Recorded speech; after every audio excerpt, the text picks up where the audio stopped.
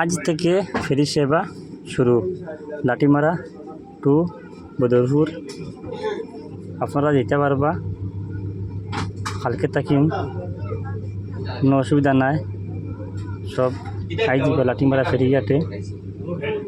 আপনার লঞ্চটা আসেন, এখন বর্তমানে বদরপুর থাকিম এই লাঠিমারা ফেরিঘাটে পৌঁছে।